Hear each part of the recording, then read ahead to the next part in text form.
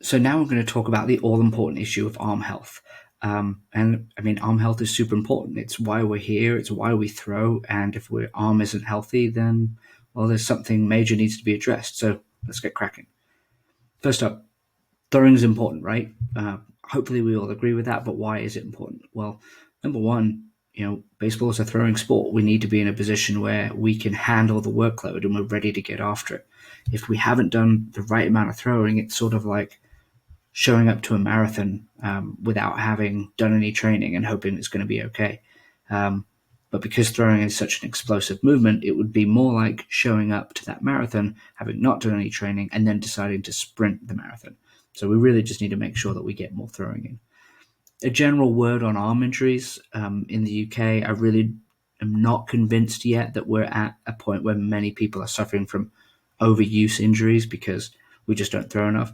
It's mostly impact injuries because we haven't done that work. So you go through a period of having not done anything, then coming out and throwing and shocking the system, and then your arm is kind of sore, and that will often, well, it could potentially lead to some injuries if you do that over and over again.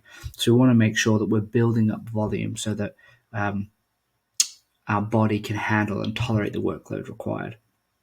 So a word on arm injuries. I'm going to ask you to use this scale in all of your sessions. After every throwing session, I want you to input essentially a number on how your arm feels, starting with 10 with the best you've ever felt, and then 1 is the worst it's ever felt. And this is just sort of a guide for you to keep track of how your arm is doing and how you're feeling throughout the program goes. But broadly speaking, we can kind of use these grades as an indicator. But if you're starting to feel a bit tight after a week long of throwing, then you're probably dropping down on this 8 and 7. Fatigue would be when you're tired and your body maybe starts to need a break. And then soreness is when we would want to maybe start paying a little bit more attention, maybe consider that we need to change something.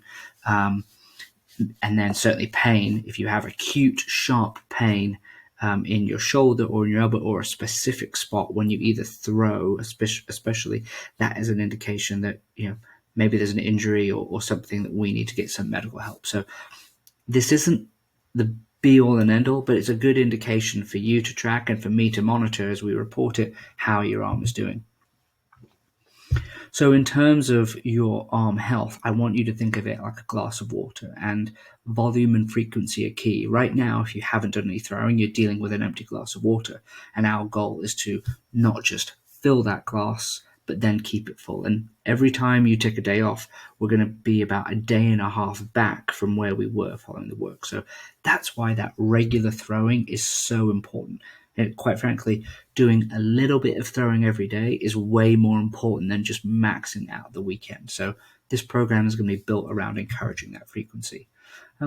And then why stop at a glass? Like, fill your glass and then make it bigger. Like, keep going and keep topping it up until eventually have a barrel. And then your goal is to keep that barrel full, and then you can get after it because you're going to have such a volume of work to protect your arm and look after you into the season. You're going to just dominate because of the workload and the effort that you've put in now. So in an ideal world, I'd love for you guys to be throwing 5 to 7 days a week with roughly 2 days of max effort throws. But again, that's an ideal world. And I'm going to write the program to try and get you to that place because that's why you're here and that's what you want to do. But if you struggle with that sort of workload, especially with the multiple days of max effort, then just focus on volume and frequency, like little bits here and there, a little bit every day is more important.